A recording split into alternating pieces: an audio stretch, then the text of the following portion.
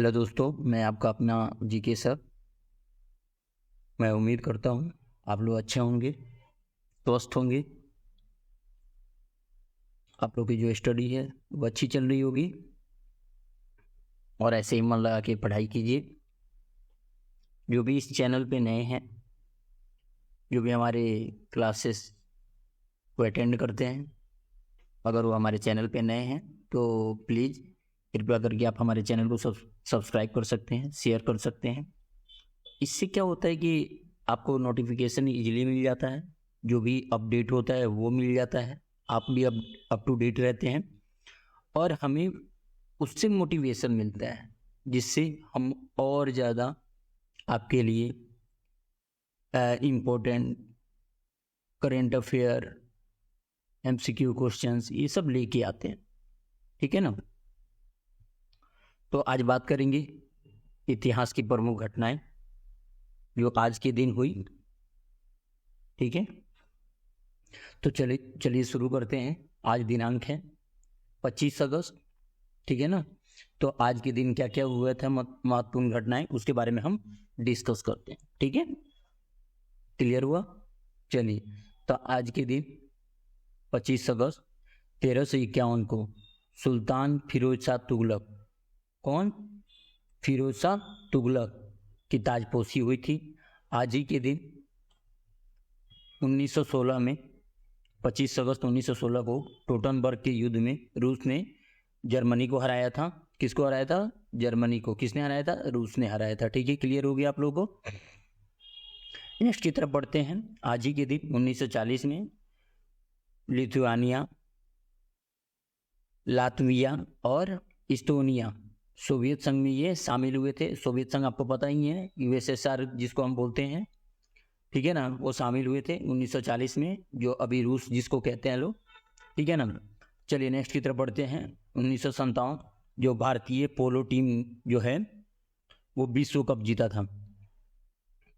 क्या जीता था? विश्व कप इंडिया जीता था। ठीक है ना।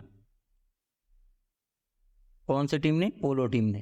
क्लियर हो गया, पोलो में जीता था। ठीक है, कब जीता था? 25 अगस्त 1957 ईस्वी को। नेक्स्ट की तरफ बढ़ते हैं। 1963 में सोवियत संघ के नेता जोसेफ स्टालिन, कौन? जोसेफ स्टालिन के 16वें विरोधियों को फांसी पर चढ़ा दिया गया था। किस पे चढ़ा दिया गया था? फांसी पे चढ़ा दिया गया था। क्लियर हुआ आप लोगों को। चलिए नेक्स्ट की तरफ बढ़ते हैं। नेक्स्ट है आज के दिन 25 अगस्त 1975 को भारत पोलो विश्व विजेता बना। ठीक है, 57 में भी बना था और 75 में भी बना था। ठीक है, नेक्स्ट की तरफ बढ़ते हैं। 1977 में आज ही के दिन 25 अगस्त को सर एडमंड हिलरी का सागर से हिमालय अभियान हल्दिया बंदरगाह से शुरू हुआ था। कहाँ से? हल्दिया बंदरगाह से। ये क्लियर हो गया आप लोगों को। कहाँ से? सागर से हिमालय का उनका अभियान था और उनका क्या नाम था? Sir Edmund Hillary. ठीक है, क्लियर हुआ। नेक्स्ट की तरफ बढ़ते हैं। 1980 में जिम्बाब्वे जो था वो संयुक्त राष्ट्र में शामिल हो गया था। पता है ना संयुक्त राष्ट्र कौन सा, किसको बोलते हैं? क्लियर हुआ। ठीक है, नेक्स्ट की तरफ बढ़ते हैं। 1951 में बेलारूस जो था वो सोवियत संघ से अलग होकर स्वतंत्र देश बना। ठीक है, किससे अलग हो गए? सोवियत संघ से, यूएसएसआर से अलग होके ये खुद का स्वतंत्र देश बना था। चलिए नेक्स्ट की तरफ बढ़ते हैं। 1997 में मासूमा इफ्तेकार ईरान की पहली महिला उपराष्ट्रपति नियुक्त की गई थी। क्या नियुक्त की गई थी? पहली महिला उपराष्ट्रपति नियुक्त की गई थी। कहाँ की? ईरान की। नाम क्या था उनका? मासूमा इफ्तेकार। ठीक है, नेक्स्ट क्लियर हो गया आप लोगों को। 1997 में आज ही के दिन। चलिए नेक्स्ट की तरफ बात करते हैं। 2001 में लंदन में ऑस्ट्रेलिया के leg spinner Shane Warne test cricket के इतिहास में 400 टेस्ट विकेट लेने वाले पहले स्पिन गेंदबाज बने थे। कौन से गेंदबाज बने थे? स्पिन गेंदबाज बने थे। ठीक है, जो भी क्रिकेट में ध्यान देते होंगे और क्रिकेट के इंटरेस्टेड प्रेमी जो भी हैं उनको इस चीज़ का पता होगा। ठीक है ना। चलिए नेक्स्ट की तरफ बढ़ते हैं। सन 2003 में 25 अगस्त को मुंबई की गेटवे ऑफ इंडिया और मूवी मुंबई देवी मंदिर के पास हुए कार बम विस्फोट में 50 से ज्यादा लोगों की मौत हो गई थी और 150 से ज्यादा लोग घायल हो गए थे। तो की बात है 2003 में, और कहाँ पे हुआ था? मुंबई के गेटवे ऑफ इंडिया और मुंबई देवी मंदिर के पास। ठीक है, चलिए नेक्स्ट की तरफ बढ़ते हैं। 25 अगस्त 2008 को मध्य प्रदेश सरकार ने वर्ष 2008-09 के लिए सरकारी स्कूलों के छात्रों को बीमा करने का अनुरोध किया। किनके लिए? सरकारी छात्रों के लिए बीमा करना। ठीक है, क्लियर हुआ? किस सरकार ने? मध्य प्रदेश सरकार ने। चलिए नेक्स्ट की तरफ बढ़ते हैं। 25 अगस्त 2011 को जो श्रीलंका की सरकार जो थी वो देश में आपातकालीन घोषित किया था। श्रीलंका की सरकार जो थी वो देश में घोषित आपातकाल को 30 वर्ष बाद वापिस लिया था, क्योंकि वहां पे तो आपातकाल तो था ही, उसको वापस लिया गया था। ठीक है, क्लियर हुआ आप लोगों को? चलिए नेक्स्ट की तरफ बढ़ते हैं। नेक्स्ट जो है हम बात करेंगे आज के दिन जन्मे उन व्यक्तियों के बारे में जिनका आज ही के दिन जन्म हुआ था, जिनका आज हैप्पी बर्थडे है। ठीक है, आप लोग तो खूब हैप्पी बर्थडे मनाते हैं और केक से काट के मस्ती चलती है आपकी, है ना? कमेंट में बताइएगा आज किसका किसका बर्थडे है। ठीक है, नेक्स्ट की तरफ बढ़ते हैं। 1994 में 25 अगस्त 1994 में विनेश फोगाट जो भारतीय महिला पहलवान है उनका जन्म हुआ था। आज ही के दिन 1962 में राजीव कपूर फिल्म अभिनेता जो राज कपूर के पुत्र थे उनका जन्म हुआ था। आज ही के दिन 1888 में इनायतुल्लाह खां मशरिकी खाकसार आंदोलन के जनक और पाकिस्तान के निर्माण में अहम भूमिका निभाने वाले व्यक्ति थे, उनका जन्म हुआ था। आज ही के दिन 1953 में सुभाष सरकार जो भारतीय जनता पार्टी के वरिष्ठ राजनीतिज्ञों में से एक थे, उनका जन्म हुआ था। नेक्स्ट की तरफ बढ़ते हैं। नेक्स्ट जो है आज ही के दिन 25 अगस्त 1952 को विजयकांत जी उनका जन्म हुआ था। वो अभिनेता थे, नेता थे। ठीक है ना, अभिनेता नेता तो भाई भाई ही होते हैं। चलिए नेक्स्ट की तरफ बढ़ते हैं। 1945 में विवेक कुमार अग्निहोत्री IAS अधिकारी जो राज्यसभा के महासचिव रहे थे, उनका जन्मदिन है आज। देखिए इन लोगों की भी बात करनी बहुत जरूरी है, IAS ऑफिसर लोगों की और उनके बर्थडे का। नेक्स्ट में मैं ट्राई करूंगा इंडिया के जो भी अच्छे IAS ऑफिसर रहे हैं, जो फेमस रहे हैं, उनके बर्थडे के बारे में और जरूर मैं डिस्कस करूं। और कहीं नहीं तो कम से कम बर्थडे का जो भी है वो तो हम डिस्कस तो कर ही सकते हैं। चलिए नेक्स्ट की तरफ बढ़ते हैं। 1948 में लुइस इस्लेरी 11वीं जो थे वो लोकसभा की सदस्य थे, उनका आज जन्म हुआ था। आज ही के दिन 1926 में बाबूराव काले जी 5वीं लोकसभा के सदस्य थे, उनका जन्म हुआ था। आज ही के दिन 1918 में BP मंडल जी जो भारतीय राजनीतिज्ञ तथा बिहार के मुख्यमंत्री थे, उनका जन्म हुआ था। नेक्स्ट की तरफ बढ़ते हैं। क्लियर हो रहा है ना आप लोगों को? नहीं हो रहा है तो आप कमेंट सेक्शन में बता सकते हैं। नेक्स्ट की तरफ बढ़ते हैं। आज के दिन हुए उन व्यक्तियों का निधन, ठीक है, जिनका आज ही के दिन निधन हुआ था, मृत्यु हुई थी, उनके बारे में बात करते हैं। 2012 में नील आर्मस्ट्रॉन्ग जो चांद पर कदम रखने वाले दुनिया के पहले अंतरिक्ष यात्री थे, उनका निधन हुआ था आज ही के दिन 25 अगस्त को। 2008 में अहमद फराज प्रसिद्ध उर्दू कवि, उनका निधन हुआ था आज ही के दिन। 1972 में हरि भाव उपाध्याय जो भारत के प्रसिद्ध साहित्यकार और राष्ट्र सेवी थे, उनका निधन हुआ था आज ही के दिन। 1969 में मखदूम मोइनुद्दीन जो क्रांतिकारी थे भारतीय और शायर भी थे, उनका निधन हुआ था। ठीक है ना। आज ही के दिन 1963 में अलामा मशरिकी जी, उनका निधन हुआ था। नेक्स्ट की तरफ बढ़ते हैं। अब बात करते हैं आज के दिन महत्वपूर्ण अवसर और उत्सव के बारे में। ठीक है, क्लियर हुआ? इसके बारे में हम डिस्कस करते हैं। अब पहले हम बात करेंगे कि राष्ट्रीय नेत्रदान पखवाड़ा। अब नेत्रदान पखवाड़ा जो है ये क्या है और इसका इतना महत्व क्यों है, इसके बारे में हम डिस्कस करेंगे अभी। ठीक है ना। तो आपको बता दें, ये जो है नेत्रदान का जो महत्व है वो जागरूकता बढ़ाने के लिए, इससे जुड़े मिथकों को दूर करने के लिए भारत में जो है वो पिछले 38 सालों से मनाया जा रहा है। ठीक है ना। और ये हर साल 25 अगस्त से लेके 8 सितंबर के बीच राष्ट्रीय नेत्रदान पखवाड़ा मनाया जाता है। क्योंकि इस दिन स्थानीय केंद्रीय संगठन जो भी हैं वो अपने आँख दान करने और उनको जीवन काल के बाद अस्थायी प्रभाव डालने और जरूरतमंद लोगों को दृष्टि देने का निश्चय लेते हैं। ठीक है, कसम खाते हैं, वादे करते हैं। ठीक है, और हम मतलब जो भी लोग हैं, वो जो भी संगठन है, वो लोगों को इसके प्रति प्रोत्साहित करते हैं, शिक्षित करते हैं। अब बात करते हैं कि इसका महत्व क्यों है इतना, राष्ट्रीय नेत्रदान पखवाड़ा का। आपको पता है, सांसारिक तो सौंदर्य शास्त्र का प्रावधान के अलावा दृष्टि रोजमर्रा की गतिविधियों में महत्वपूर्ण भूमिका निभाती है। हम सबको पता है कि आँख के बिना कुछ नहीं होना। आँख है तो सब है, सब कुछ है, हम सब कुछ देख सकते हैं, सब कुछ कर सकते हैं। बहुत से ऐसे लोग हैं जो अनुभव करते हैं कि पर्याप्त भाग्यशाली नहीं है, जैसे कि पुरानी बीमारियों या दृश्य हानि या चोट लग जाना, दर्द के कारण, जोखिम से, ठीक है, इन सब के कारण उनकी जो चांद की रोशनी है, जो चांद का दीदार करते हैं, वो देख नहीं पाते हैं, उनके जीवन में अंधेरा ही छा जाता है। इसीलिए ये दयालु दानदाता का नेत्र दान ही उन्हें नेत्र या दृष्टि प्रदान करता है कि वो हर वो चीज देख सकें, सौंदर्य को देख सकें अपने जीवन में। अब आपको पता है कि नेत्रदान में कार्निया प्रत्यारोपण शामिल है, क्योंकि अगर आप 2022 की और 23 की रिपोर्ट देखेंगे तो पहला सफल कार्निया प्रत्यारोपण जो हुआ था ना, 1905 में किया गया था। ठीक है, और जो पहला नेत्र बैंक है वो 1944 में स्थापित किया गया था। कब किया गया था? 1944 में पहला नेत्र बैंक स्थापित किया गया था। ठीक है, 1944 में स्थापित किया गया था,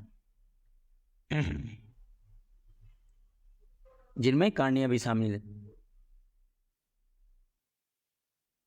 आपको पता होना चाहिए कि कोई सा भी ये प्रत्यारोपण हो, चाहे विश्व स्वास्थ्य संगठन के अनुसार आप देखेंगे तो हर 5 सेकंड में कोई ना कोई व्यक्ति अंधेपन से प्रभावित हो रहा है।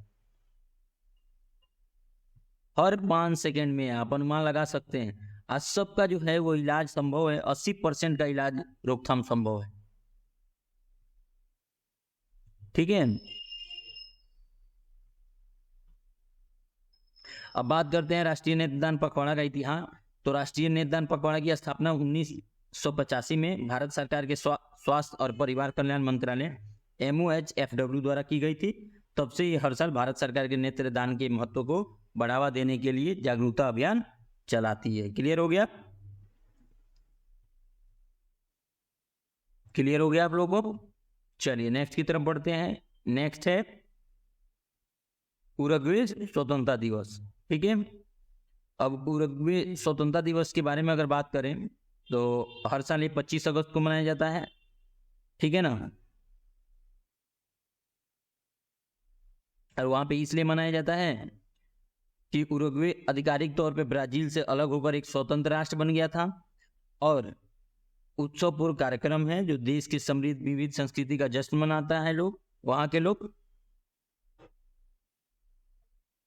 अगर इसके इतिहास की बात करेंगे तो उरुग्वे में स्वतंत्रता के लिए संघर्ष 1500 के दशक की शुरुआत में हुआ था, जब पुर्तगाली खोजकर्ता और स्पेनिश उपनिवेशवाद इस क्षेत्र में पहुंचे। देश में प्राकृतिक संसाधनों की कमी के कारण इसे बसाने और उपनिवेश बचाने में रुचि शोषण के बजाय शाही प्रभुत्व का प्रतीक बन गई। स्पेनियों ने मवेशियों की समृद्धि आपूर्ति स्थापित करने के लिए भूमि का उपयोग करते हुए मवेशी फार्म स्थापित किए यहाँ पे, और ये बहुत तेजी दिखाई। उरुग्वे की कुल आबादी जो है, जो मूल आबादी है, बेरहमी से उनकी मातृभूमि से बाहर धकेल दिया गया और 19वीं सदी के उत्तरार्ध से पहले ही खत्म कर दिया गया। मतलब इन्हीं की जमीन और इन्हें ही बाहर कर दिया गया था। ठीक है,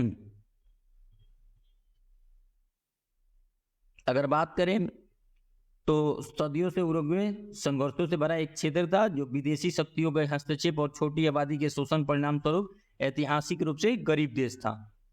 1811 में उरुग्वे ने स्पेन को हरा दिया और औपनिवेशिक साम्राज्य के संप्रभु यूए के नीचे से बाहर निकलने के बाद वे जल्द ही ब्राजील पुर्तगाल के नियंत्रण में भी उनके बड़े और अधिक शक्तिशाली पड़ोसी पर भी कब्जा कर लिया। पुर्तगाल के महाद्वीप छोड़ने के तुरंत बाद ब्राजीलियाई साम्राज्य की स्थापना हुई और अर्जेंटीना के साथ उरुग्वे पर एक बैनर के तहत शासन किया गया था। कब किया गया था? 1811 में। और 1825 में उरुग्वे विद्रोह करने के और स्वतंत्रता के दबाव डालने के कई अन्य देशों में शामिल हो गया और इसी का परिणाम स्वरूप हुआ कि 500 दिनों का युद्ध हुआ और 1828 में ब्रिटिश राजनयिक विस्काउंट जॉन पांसनवी की मध्यस्थता से संधि हुई और ये समाप्त हुआ। उरुग्वे में संघर्ष का इतिहास जो है वो कम से कम कुछ समय के लिए ही समाप्त हो गया और देश की स्वतंत्रता के उत्साह आज भी जीवित है।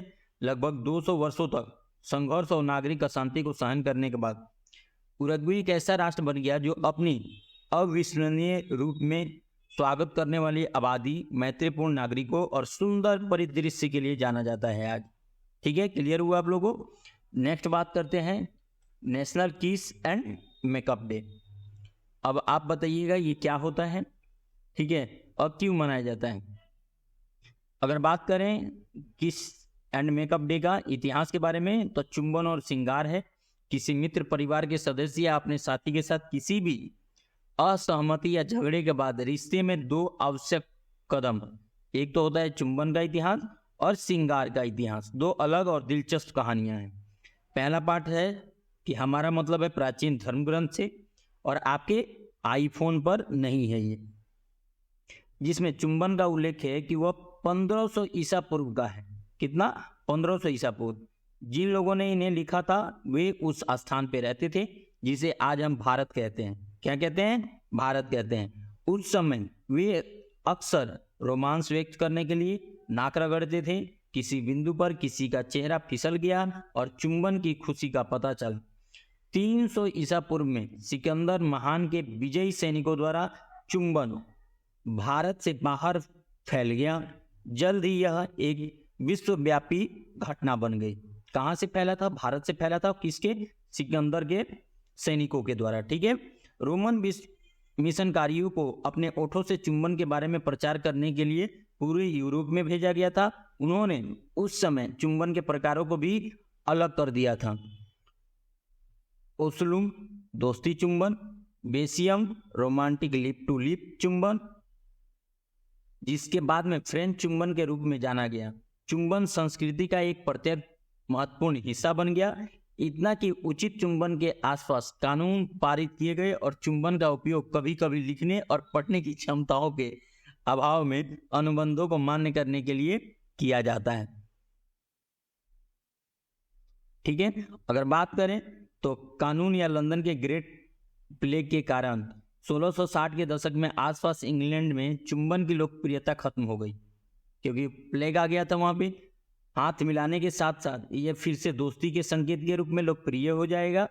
अगली कुछ शताब्दियों में चुंबन का यह कार्य बन गया जिसे आज जानते हैं। हालांकि 20वीं शताब्दी के अधिकांश समय में हॉलीवुड में चुंबन बहुत प्रतिबंधित था। हालांकि द किस जैसी कुछ फिल्मों ने इसे दूर कर दिया। सदियों से कई प्रसिद्ध टूटे हुए झगड़े, शिकायतें भी रहीं, चाहे वे चुंबन में समाप्त हो या नहीं। एक प्रसिद्ध उदाहरण यार्क बनाम लेकास्टियन है। जब उन्होंने 15वीं शताब्दी में अंग्रेज ताज के लिए संघर्ष किया, इस झगड़े ने जिस युद्ध मतलब गुलाब के युद्ध को जन्म दिया, वह खत्म हुआ जब हेनरी चतुर्थ ने यार्क की एलिजाबेथ से शादी की और इस तरह दोनों परिवार एक हो गए, एक चुंबन के साथ। पता है ना कि इसीलिए वो शादी करते हैं तो पहले किस करते हैं। आपको पता है इस चीज का। और ये कहाँ से शुरू हुआ था? इंडिया से शुरू हुआ था भाई साहब। देख लीजिए इंडिया ने क्या क्या खोज किया हुआ है। ठीक है, आज के लिए इतना ही रखते हैं। अगर आप लोगों को अच्छा लगा है हमारा वीडियो तो आप हमारे चैनल को सब्सक्राइब कीजिए, शेयर कीजिए अपने दोस्तों के साथ। आज के लिए इतना ही। ठीक है, फिर कल मिलते हैं।